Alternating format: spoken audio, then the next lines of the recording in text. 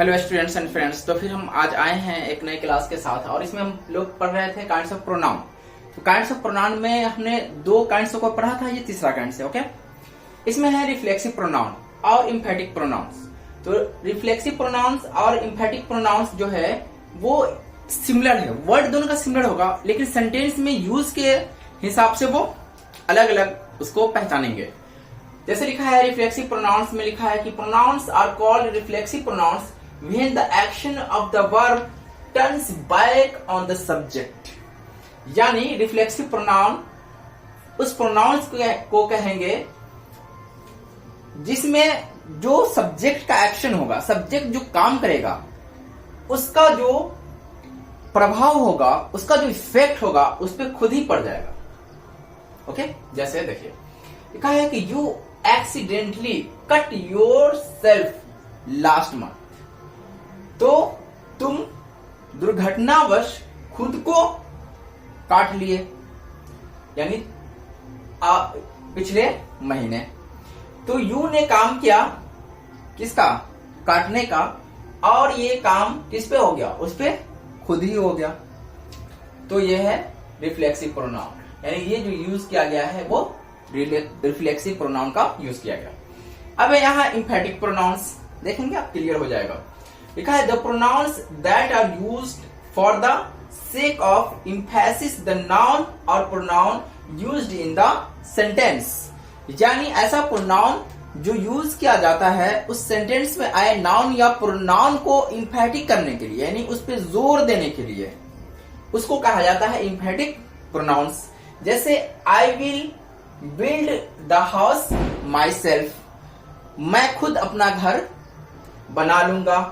तो आई, मैं खुद अपना घर बना लूंगा, यानी आई जो है वो अपने आप पे जोर दे रहा है कि मैं खुद अपना घर बना लूंगा।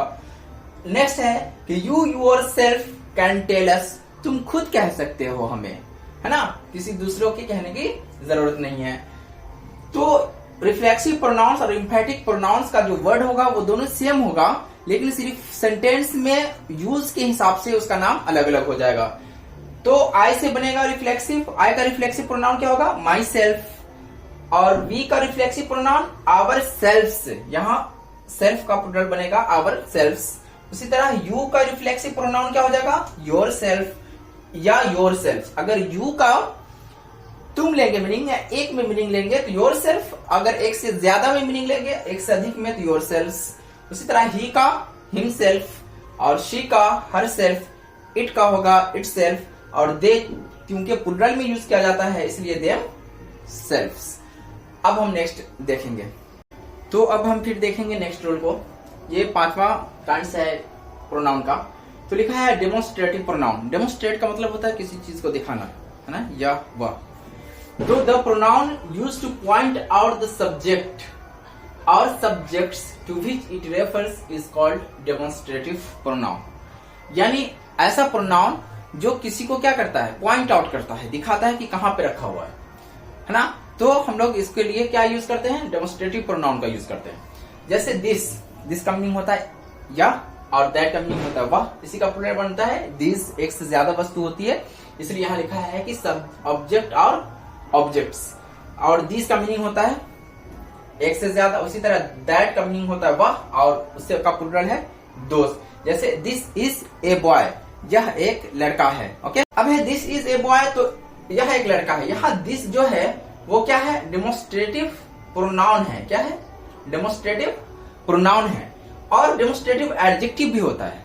डेमोन्स्ट्रेटिव एडजेक्टिव जब कब होगा? जब लिखा होगा ये दिस होगा, इसी के साथ कोई नाउन लगा होगा। This boy is my friend, यह लड़का मेरा दोस्त है। तो अब ये दिस जो है वो डेमोन्स्ट्रेटिव प्रोनाउन नहीं, डेमोन्स्ट्रेटिव एडजेक्टिव हो जाएगा। तो हम लोग जब एडजेक्टिव का काइंड पढ़ेंगे तो वहां इसको पढ़ेंगे। यह है इनडेफिनिट प्रोनाउंस। इनडेफिनिट प्रोनाउंस का जो डेफिनिट हो ही नहीं, यानी जो इनडेफिनिट हो, है ना, खास नहीं हो, आम हो। जैसे an indefinite pronoun refers to person और things in a general way, है ना, यानी आम तरीके से किसी चीज को, किसी पर्सन और थिंग को हम लोग कहते हैं, तो क्या हो जाता है? वो इंडेफिनिट प्रोनाउंस में आता है।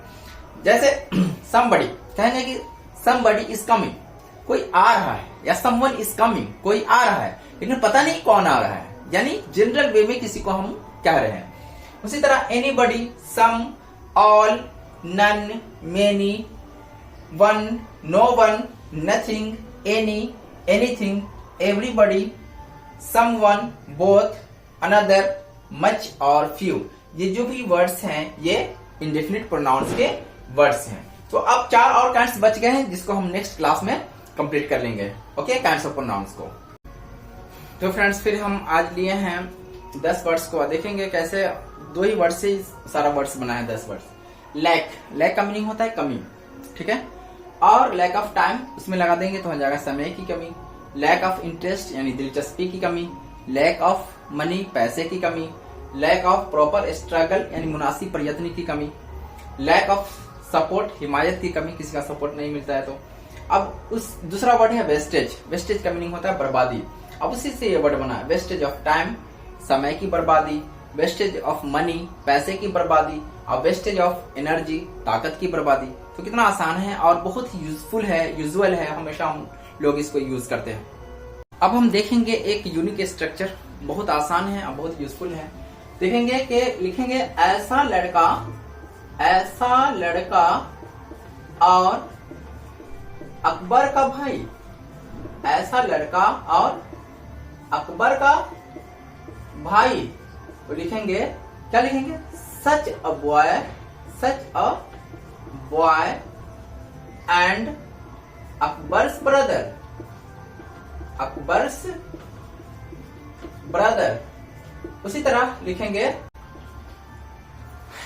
उसी तरह ऐसी औरत और आपकी पत्नी।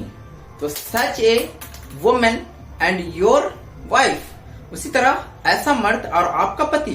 तो such a man and your husband. तो इसी तरह हम बहुत सारे वर्ड्स सेंटेंस को क्रिएट कर सकते हैं, बना सकते हैं। Okay, thank you very much. अगर मेरे वीडियो क्लास अच्छी लगे तो आप जरूर मेरे चैनल को सब्सक्राइब करें।